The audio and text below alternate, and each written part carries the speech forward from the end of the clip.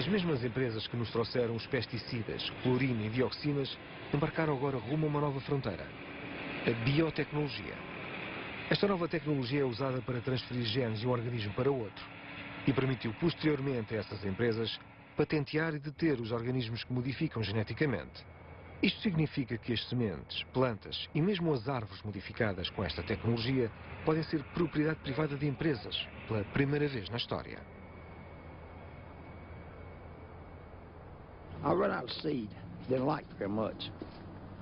My daddy always, when he ran out of seed, he went and bought some seed, and then he planted the new seed, and that's what he saved for the next year's planting. I went up there and I asked for some seed. They said, well, yep, we got some, but they're expensive seed. I said, how much are they?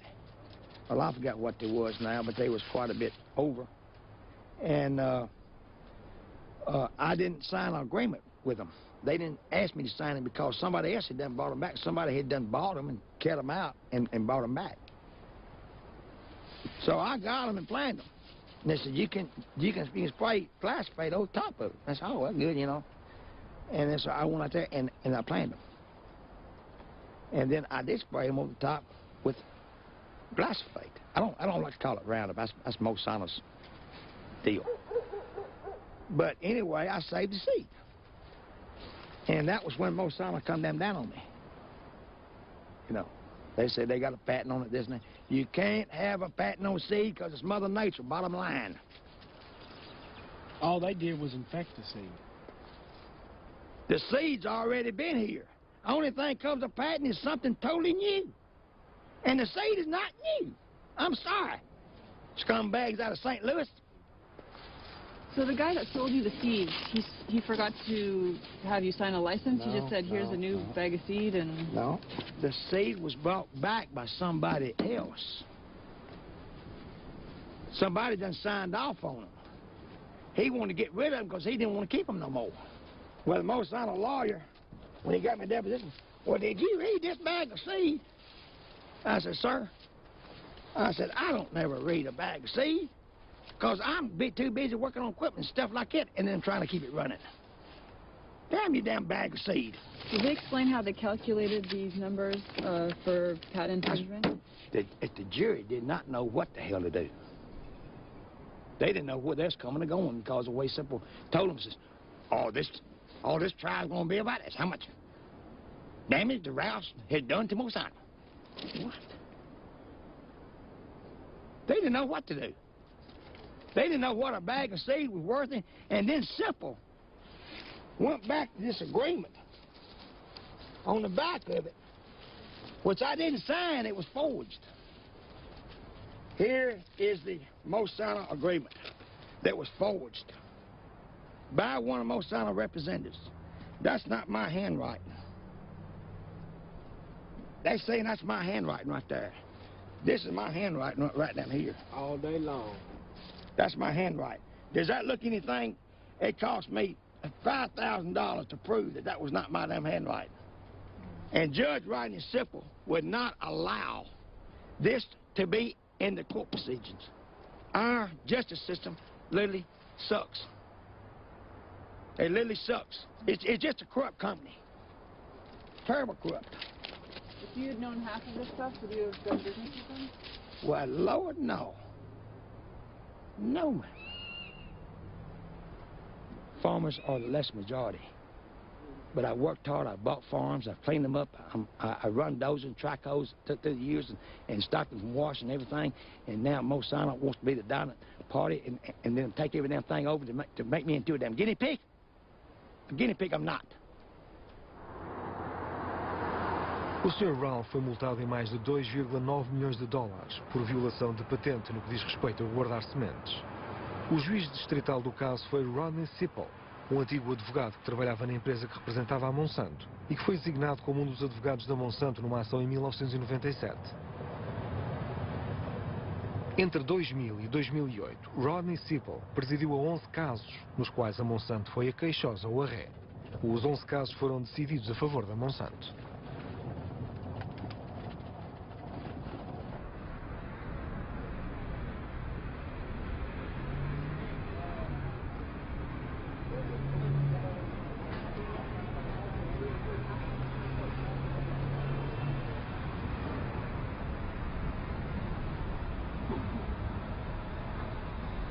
most of the chemical industry, a good part of it, in post-World War I period, was directly connected. IG Farben in Germany, they had licenses with the Standard Oil Trust in the U.S. and so forth. Even up through World War II, there were congressional investigations about the Nazi IG Farben having business with the Rockefeller Standard Oil Group. For example, the much-touted Green Revolution, it wasn't so much a Green Revolution at all, but the original impetus came after the war from Nelson Rockefeller and his brothers, who said, look, we have a huge chemical capacity we built up during the war, nitrogen and so forth, for making bombs. What can we use that for? And some of their scientists said, well, you can use nitrogen and fertilizer for agriculture. In my research some years ago, looking at the whole emergence of the whole debate around genetically modified crops, GMO, I found that the original research grants came from a New York foundation, and that was the Rockefeller Foundation, and that they had spent over $100 million of their foundation money to finance scientists around the world to do research to genetically modify some of the basic food seeds of the human food chain and animal food chain. And the more I researched into this, the more I found that 3, maybe 4 companies, if you include the Swiss Syngenta, but 3 main companies, and one among them was dominant, and that's Monsanto, that these, what I call in the book, the 4 horsemen of the apocalypse, these private seed companies, they were originally chemical companies, stood poised within 5 or 10 years at the rate they were going to dominate the basic seeds and patent those seeds. That much power concentrated into 4 corporate entities, 3 of whom have decades-long track record of fraud, deception, lying to the public about the dangers of dioxin, the dangers of Agent Orange in the Vietnam War and after, and so forth. That really set off the alarm bells for me.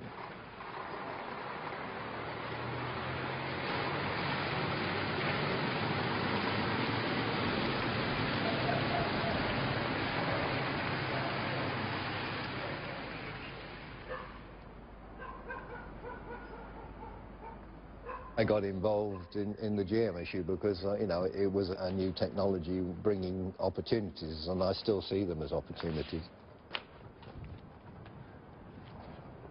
I was the only participant that actually took part in 4 years of trialling. There were the Monsanto, Agrivo, Syngenta, I mean, they were all in this grouping and agreed to fund the trial work, which all told, there were 260 odd different, I mean, not just canola, because we did spring and winter, and I did both hit on the farm because I grow spring rape occasionally when I have to, when I have a failure in the winter. So I did both of those trials on the farm for 3 years, and as I say, I did the first year as a winter protocol year when they decided exactly how they were going to set the trial up. It didn't take me long to realise that this was a potentially simpler way to farm, therefore it was cheaper, therefore there were benefits that could be seen to be able to be passed on, because if it was cheaper for me to grow, then if the price of the end product came down, I could still produce it, because after the end of the day I've got to make a margin whatever I'm doing. As it happened, because of the technology, we were also finding that the GM crop yielded a bit more than the conventional crop in the same field under otherwise similar management, because I was doing it all.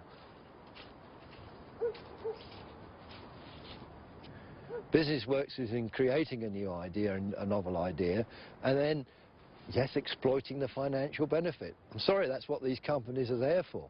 It is hardly surprising that they need to make a profit, because without that they can't make the next new novel idea. Are you growing GM crops now? No. You're not? Not because I don't want to, but we're not allowed to. And that is a European control system which I disagree with. Would I grow a GM crop? The answer is, if I had a market. I wouldn't harm my own business by bringing something on farm that could do it.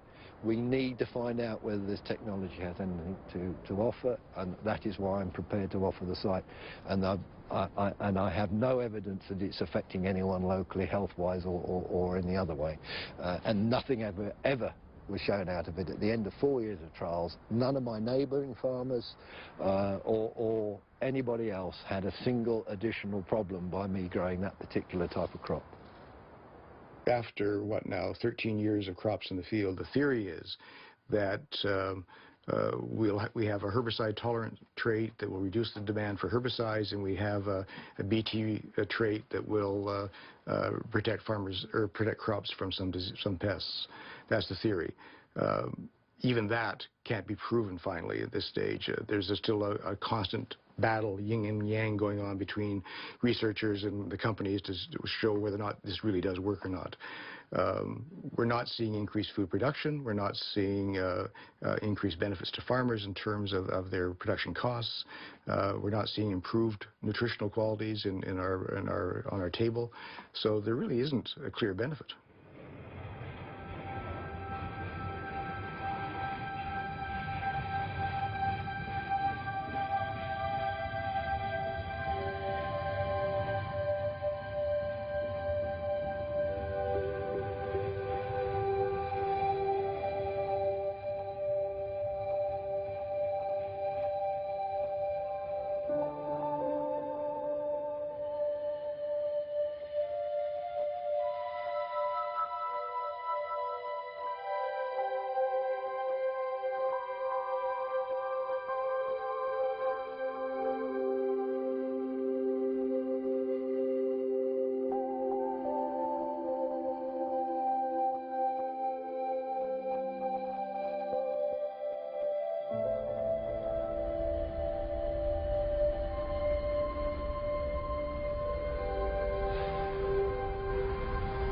Everywhere you go, it's the same thing.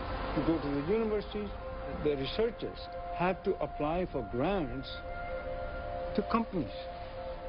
Companies are on the campuses. They enlist students from beginning who can do a PhD and on what subject and whether they can publish those materials because they're now owned by the companies. So it's wherever you go, there's this kind of corruption going on. This is not science.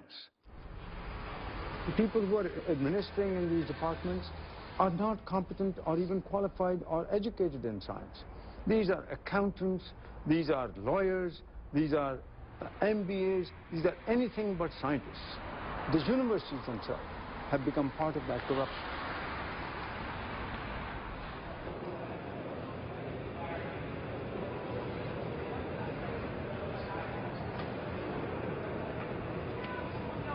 What do you think about genetically modified foods?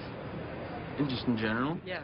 I think it's definitely safe. Like, as long as there's regulation and there's been research and everything, there's no research showing that it's not safe or that there's any difference between it and regular non-modified food. And scholarships, do they give out scholarships? Oh yeah, there's lots. Yeah, lots from like Cargill, Monsanto, Bayer, then yeah, all the different chemical companies and everything like that for sure. So yeah, they're getting involved and they definitely have a presence on campus for sure. We have to cover cons so that you can understand the public concern with it, like, oh my god, we're consuming transgenic DNA, what is this going to do to us? Nothing. You've been consuming DNA your whole life. It's just the public generally is uninformed or don't inform themselves via newspaper or whatever, so they're really skeptical. So yeah, we have to cover those so that if we're ever confronted with that, we can tell them what's really going on and why it's not that big of an issue most of the time.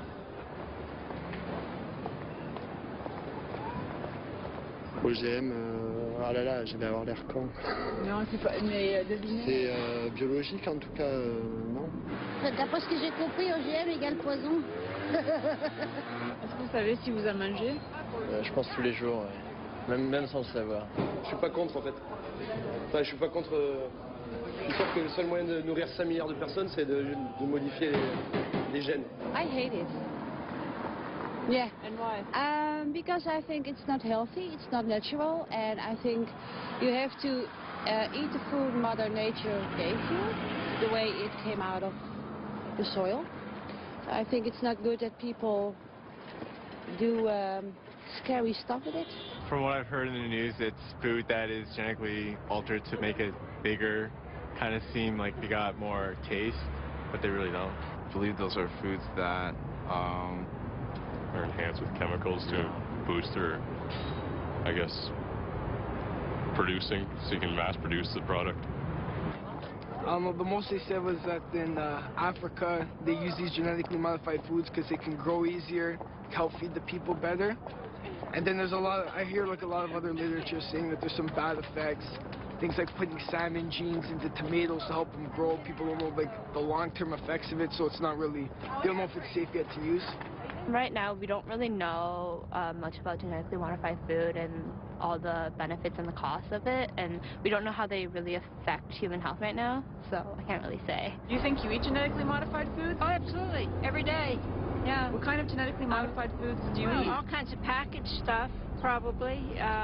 Beef we eat, pork, chicken, sure, everything. Like grapes with no seeds and hybrid foods like bananas, stuff like that. That has no living force, no real enzymes to digest itself. Sucks. Sucks. Generally, it produces the ability to provide more food for more people. I mean, that's the biggest advantage of it. You know, there's a lot of negative aspects about it because we go over to, like, say, Africa or whatnot. They're really negative because they think it's poison to them. You know, they have this misbelief, or whether it's a true belief or not, that's what they believe, so it's a really difficult, which can be really frustrating because, hey, it's something. You know, would you rather die of starvation right now, or would you rather die of cancer, you know, in 4 years? Not something you should test in Africans, but I think in the long run, people will test it on them because I know for a fact that a lot of donations, food donations, that come into the country are genetically modified food, even though governments don't want it, and then you have situations where they can't afford to feed their own people, so they just accept, you know, that kind of food. I think it's a good thing. Tell me why. Because it can increase production and it can then build sort of all sorts of disease resistance and make food have extra vitamins in it. Isn't all food genetically modified? For years people have been choosing seeds and picking beans and potatoes. I mean, people have been genetically modifying for centuries. O que são exatamente alimentos ou organismos geneticamente modificados? No! But you have lots of them. I know, but I'm studying them. See? This is a genetically modified tomato. What does that mean? Well, let me explain. And if you're still hungry afterwards, you can eat the tomato. Genetic engineering, or modifying an organism, means that a foreign gene or bacteria is inserted into the DNA of another plant or animal. For example, in 1985, a human gene that produces the human growth hormone was inserted into a pig's DNA. Why did he do that? To make a faster growing pig. These genetically modified pigs had arthritis, ulcers, enlarged hearts, and renal disease, and were born with no anus or genitals. That's disgusting! Hi, I'm DNA. You see, to make these insect-resistant plants, or better animals, the desired genes are coated with gold and loaded into a gene gun. The scientist then fires the gene gun, hoping some of the genes end up in the right place in some of the DNA.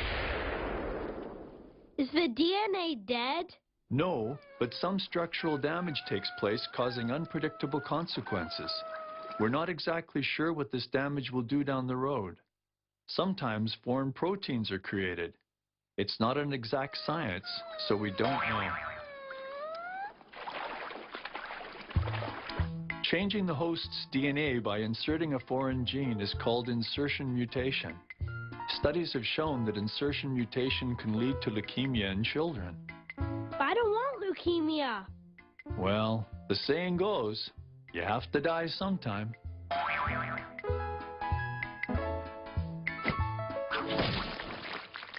C'est quand même la première fois dans l'histoire de l'humanité qu'on est capable de transformer industriellement le patrimoine héréditaire des êtres vivants. Il serait malsain de ne pas se dire est-ce que ça ne peut pas avoir des conséquences et de ne pas bien les contrôler. C'est quand même terrible. Et donc, quand on met des gènes artificiels n'importe où en bombardant un organisme, il peut y avoir, pas systématiquement, mais il peut y avoir des effets secondaires sur l'ensemble du métabolisme de la plante. If somebody could prove that these GMOs are dangerous, and really could prove that, of course, it would be very positive, because he would have arguments that nobody else has. But as long as nobody has the arguments, it's better to go on from thinking there is no reason why they should be dangerous. J'ai pris les 10 premiers polluants dans les rivières et dans les eaux de surface, et il se trouve que dedans, à la première ou troisième place, il y avait les résidus des Roundup. Le glyphosate et l'AMPA, ça s'appelle. Et donc, j'ai utilisé aussi les PCB, les dérivés de l'atrazine, le lindane, le bisphénol A, j'ai tout essayé. Il se trouve que le Roundup est un des plus toxiques, et il se trouve que 75% des OGM de la planète sont faits pour le contenir. C'est-à-dire que le soja au Roundup, qui est la principale plante OGM du monde, par exemple, elle est faite pour contenir du Roundup. Donc ça simplifie les méthodes d'agriculture intensive et ça permet d'éviter d'autres désherbants au profit du Roundup, dont l'utilisation augmente par 10 dans les aliments. Et on s'est rendu compte que les cellules mouraient très très vite en 24 heures si on utilisait le produit dilué 100 000 fois, mais tel qu'il est vendu en magasin. C'est-à-dire vous prenez 1 litre, vous le mettez dans 100 000 litres et c'est encore toxique. Alors on s'est dit, mais pourquoi Monsanto l'a pas vu? Et on s'est rendu compte que dans les tests qu'ils avaient fait avec les rats, ils avaient étudié un des composants, le glyphosate seul, sur les rats, mais pas le produit en entier. Et donc, ils ont divisé au moins par 10 ou par 100 les effets toxiques qu'ils ont pu voir. Mais quand même, ils gardent les données confidentielles. Et donc ça, c'est complètement anormal. Et c'est pour la même raison qu'on a regardé les effets sur un maïs transgénique qui avait du Roundup et les effets sur un autre maïs transgénique qui avait un autre insecticide qui était aussi commercialisé par Monsanto. Parce que Monsanto a fait les PCB, c'est un des plus grands chimistes de la planète, et ils ont 90% des brevets des biotechnologies qui sont passés dans leurs mains. Donc on a pris ce maïs transgénique. Moi je faisais partie de la commission qui évaluait ces maïs. Et on a dit, où sont les analyses de sang? Déjà, les tests ne dépassaient pas 3 mois, ce qui était complètement fou sur les rats. Et ils cachaient les analyses de sang, pas pour la commission, mais pour le public. Il y avait des effets. Et les autres gens de la commission, il y en avait beaucoup qui disaient non, c'est pas grave, c'est pas la peine. Mais on disait au moins il faut recommencer. Et on n'a pas recommencé. Alors on a demandé que ce soit public. Il a fallu aller jusqu'en cour d'appel, parce que Monsanto a été en cour d'appel pour empêcher que les scientifiques du monde entier et le public ne voient les analyses de sang des rats qui ont mangé leur OGM pendant 3 mois seulement.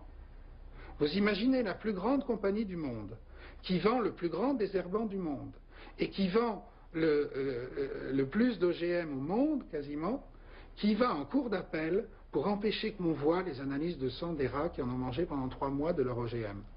C'est fou. Et donc, on a publié les effets qu'on a vus.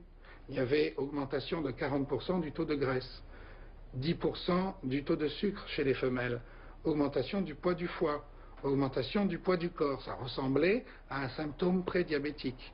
Les reins allaient mal, les analyses d'urine étaient déréglées. Chez les mâles, les analyses d'urine étaient encore plus déréglées. Les reins perdaient du poids. Et leur foie allait mal. Depuis 30 ans, il n'y a aucun test qui ait été fait par des gouvernements. Tous les médicaments du monde sont testés seulement par les compagnies pharmaceutiques. Et tous les pesticides, pareil.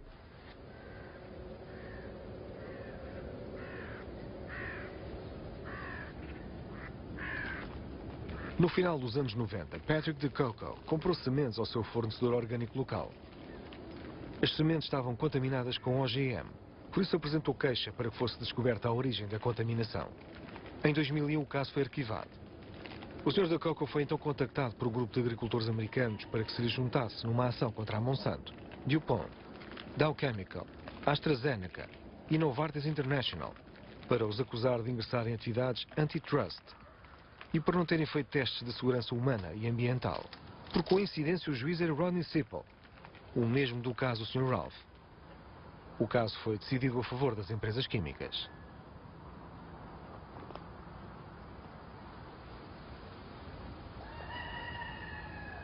Le gène qu'on a retrouvé chez moi, c'est un gène breveté Monsanto et qui m'a été vendu dans des semences d'une société Asgro qui est filiale de Monsanto.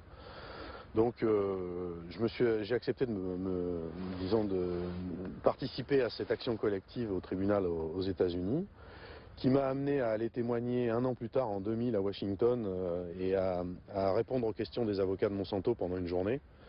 Des questions du style, est-ce que vous connaissez le nom de vos voisins, quel est le montant de vos impôts, où est-ce que vous payez vos impôts, des choses qui ont beaucoup à voir avec les OGM.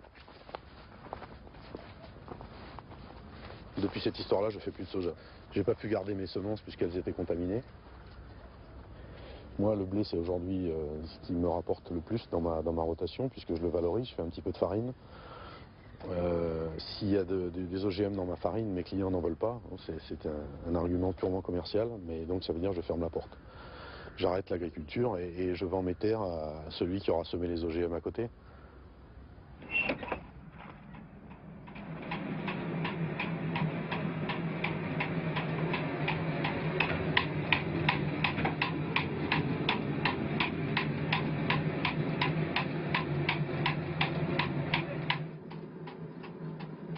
C'est le blé tel que je le passe au moulin. Dans ce blé, vous avez plusieurs dizaines de vieilles variétés anciennes, qui ne sont plus dans les catalogues.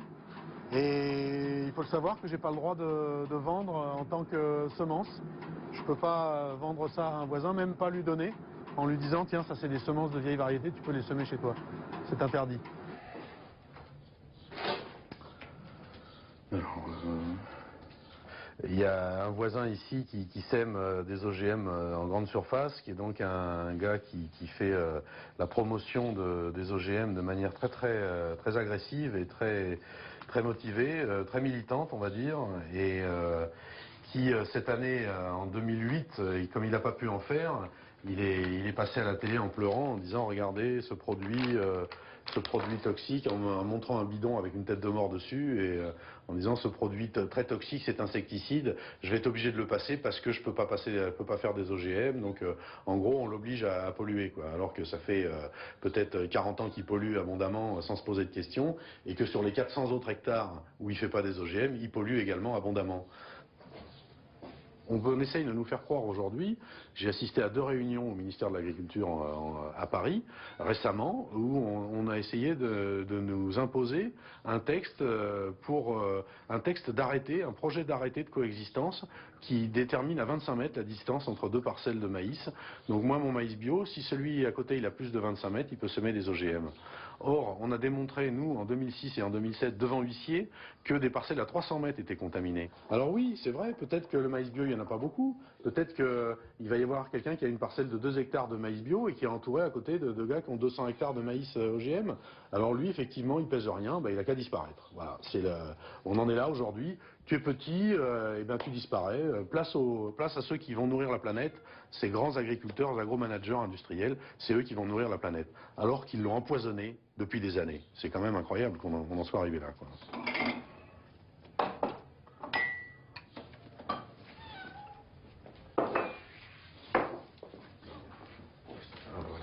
On voit bien l'objectif. L'objectif, quand même, c'est de pouvoir vendre la semence et le bidon d'herbicide avec.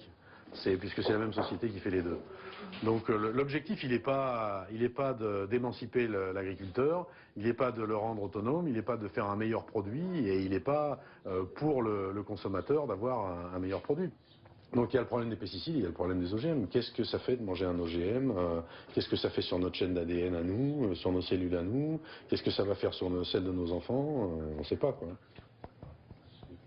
Aujourd'hui, il y a une douzaine d'années quand même que les OGM sont cultivés à une échelle importante dans le monde et qui nourrissent à la fois nos animaux et nous-mêmes directement. Et on n'a pas constaté d'accidents dus à la consommation d'OGM, ni d'accidents directs, ni d'accidents indirects.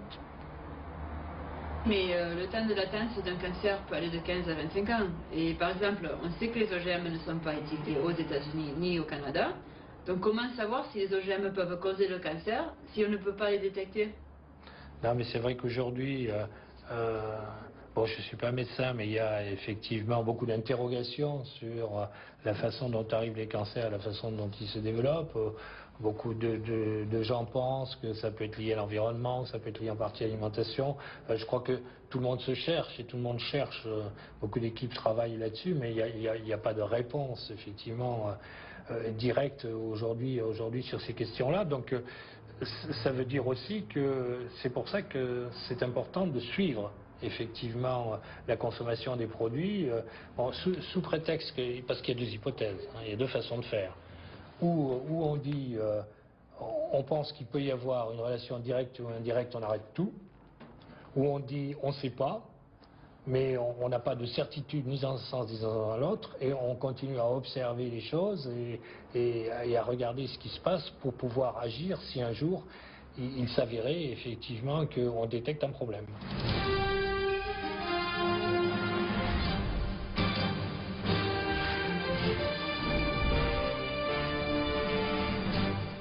Great news for Iraq today. The genetically modified crop, an exciting innovation, is being introduced across the country. That's right, Nancy. Paul Burmer's Order 81, the patent, industrial design, undisclosed information, integrated circuit, and plant variety law, is making its debut in Iraq. Now, Iraqi farmers will follow in the footsteps of their farming friends, Canada, the U.S., and Argentina, in giving genetically modified crops a warm welcome.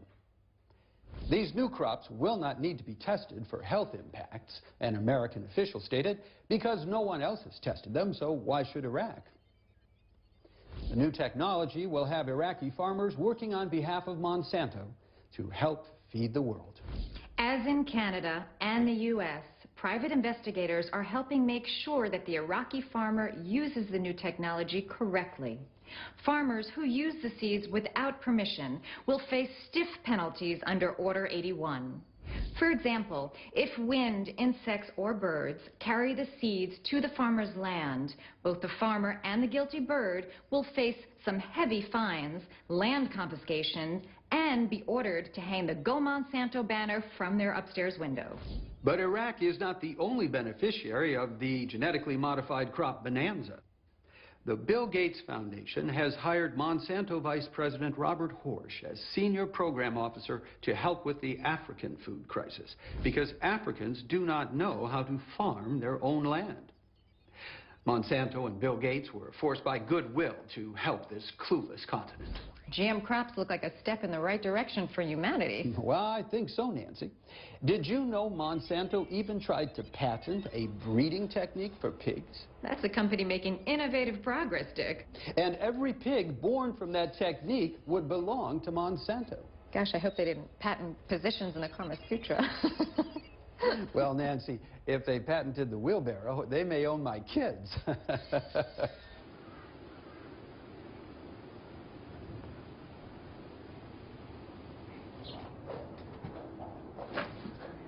On travaille à un système d'échange entre agriculteurs, quoi. Et de toute façon, toutes ces variétés-là, c'est ce qu'on appelle des ressources phytogénétiques. Donc il n'y a pas de certificat d'obtention dessus, il n'y a pas de brevet, quoi. Elles sont dans le domaine, tombées dans le domaine public, quoi. Et donc nous, on a la possibilité, malgré que les groupements des semenciers ne nous reconnaissent pas, on a la possibilité de se les échanger. Le but, c'est que toutes ces graines, elles vivent dans les champs, quoi, et de conserver de façon vivante et dynamique, quoi. Pas avoir des congélateurs avec des graines qui restent là juste pour avoir finalement la carte génétique, hein. Nous, ce qui nous intéresse, c'est que ça aille dans les champs et puis que ça évolue, que ça bouge, que ça... Voilà. La plus grande perte, ce sont pour les agriculteurs irakiens, parce que n'ayant plus de variétés vraiment chez eux, quoi, le gouvernement américain a mis en place un certain nombre de lois pour remettre en route le pays, et il a instauré des lois sur les semences auprès de l'Irak, avec le système des certificats d'obtention, des brevets, alors que ce pays-là avait la libre circulation de ses semences, quoi. Et en fait, en détruisant le stock de semences, c'était surtout une façon de mettre en place une nouvelle réglementation et qui, elle, obligerait les agriculteurs à aller acheter les semences auprès des semenciers. Pour l'instant, les semenciers qui travaillent pour l'agriculture industrielle ne sont pas intéressés par ce type de variété-là, quoi, parce qu'elles ne correspondent pas à leur système de production. Alors, si le contexte vient changer, que le pétrole se raréfie, qu'on prend conscience qu'il faut arrêter de mettre des produits chimiques dans la terre, de cultiver d'une autre façon, alors peut-être demain, effectivement, ces variétés-là auront de l'avance et pourront les intéresser. Mais pour l'instant, ils sont persuadés que leur système est durable. Este agricultor francês é completamente autossuficiente. Juntamente com 450 milhões de outros agricultores por todo o mundo, pratica uma policultura orgânica. Comparada com a agricultura convencional, este tipo de agricultura produz um solo com 3 vezes mais vermes, 80% mais produtivo nos países em desenvolvimento e frutos e legumes até 40% mais nutritivos. Os estudos demonstram mesmo que este tipo de agricultura orgânica poderia alimentar toda a população atual e mais. Então por que razão os governos continuam a dar grande parte dos subsídios à agricultura convencional? As empresas advogam que precisamos de culturas GM para alimentar o mundo. Se for este o caso, por que razão na América, onde as culturas GM foram comercializadas, ainda existem 35 milhões de americanos sem alimento?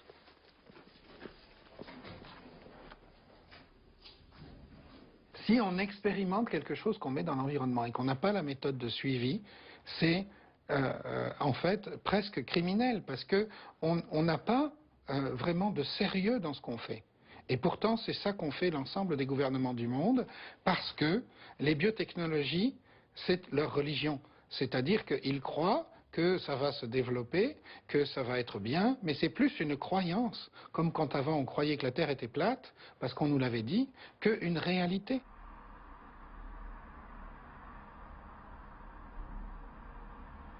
We do care enormously about safety. People who work in industry have ethics too. Yes, we are citizens who happen to work in industry. Second, out of very good business sense, if today you make a product and where through carelessness the product affects the health or affects the environment, that's extremely bad for your business. So you're going to go a long way to avoid doing that.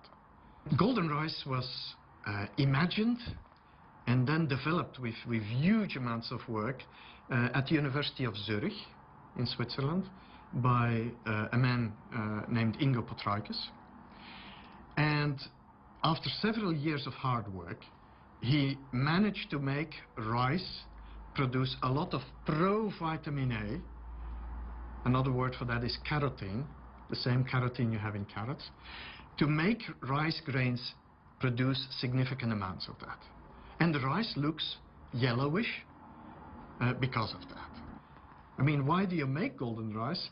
It's to prevent blindness in children of the very poor who don't have alternative access to vitamin A. The very poor cannot afford to pay.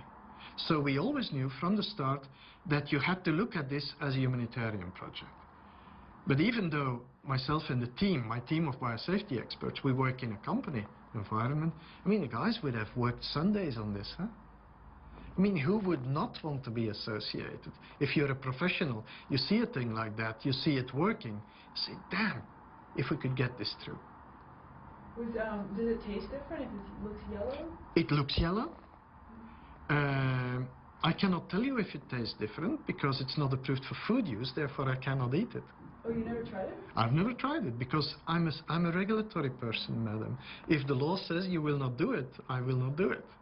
At this moment, a Chinese research institute, because now we're 10 years advanced, a Chinese institute is now looking at bioavailability. That's a heavy word to say if the vitamin is in the plant, in the seed, how much of that vitamin is going to be taken up by the child's digestive tract and actually do something useful. Those studies are currently underway by a Chinese research institute, and there, of course, they are eating it on a regular basis now. I am totally confident that that golden rice is perfectly good to eat. It's just that, based in Europe, where the product is not approved for human consumption, if we, as a safety and regulatory experts, start finding corners around the rules, I mean, then that doesn't work, you know? You were never even tempted to make a little bowl of rice? Was I tempted? Of course I was tempted. Whenever people talk publicly about biotechnology, somehow the discussion very rapidly comes to GMOs, GM crops, and GM food. Let's not forget that that's 5% of biotechnology. Let's not forget that insulin is all transgenic these days. Everybody who has anemia gets EPO, which is all transgenic these days. A lot of new cancer drugs are transgenic. Several vaccines The cervical cancer vaccine, about which a lot was said over the last several months, is a transgenic, a genetically modified vaccine.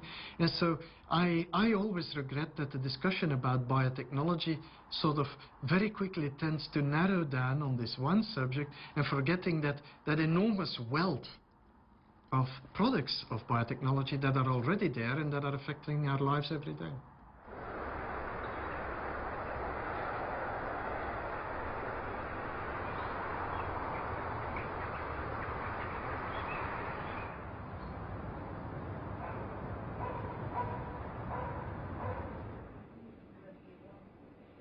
Someone from the European Union Commission explained it to my wife. At the time, they didn't know that she was my wife. She doesn't carry my name. So she's Professor Bardot and not Professor Pustai. They explained it to her that if they repeated the study, and if they found similar things that what we found, they wouldn't be able to hush it up again. It's once it was bad enough, twice it's almost impossible. As a friend and colleague of Professor Putzai, what are your thoughts on how he was treated? Oh, it was abominable. As I say, I've never seen anything quite so rapid, that here he was, elated at having actually pointed out differences which he thought was vital to the whole well-being of foodstuff. Then within very, very short space of time to be without a job and warned in a very savage, unfeeling way that he hadn't to mention anything, go home and don't speak to anybody. What I regarded also as the most important thing of our studies is that there is an immune response. And in each case, since then, whatever the GM was, they looked at the immune status of the animals. They always found that it was jeopardized. When we looked at the rat who had been having the GM, then the crypt was elongated, and that we wouldn't have expected. If the GM is substantially equivalent, in other words the same, then the lengths should be identical, but they weren't. Throughout the whole intestinal tract, the lining was growing, it was thickened. So we thought this was evidence that there was a growth factor at work.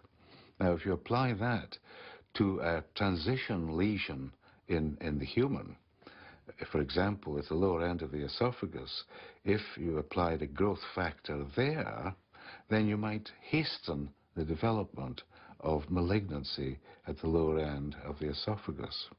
And similarly, in the stomach, there's once again transition lesions there, which normally will take time to develop into cancer. The gut and its immune system regards this as a foreign material. It's almost like an infection. It's not an infection, but the immune system just sees something coming in as strange, foreign, and it has to react to it. I just think that it was highly irresponsible to foist on us something that was not properly examined. And we are all made to be exposed to it. That's highly irresponsible. Or in fact, I would say that it's probably criminal. But who the hell listens to me?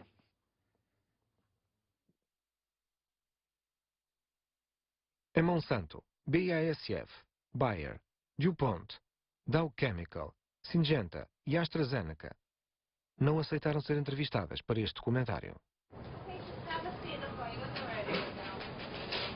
Nas últimas 2 horas, cerca de 2.800 pessoas foram diagnosticadas com cancro. Os seus amigos andarão pelos corredores hospitalares e as famílias aguardarão nas salas de espera. A maioria não receberá um panfleto sobre os perigos das dioxinas, nem será questionada sobre o seu consumo diário de legumes. E a maioria dos pacientes não será informada sobre o ciclo idiota.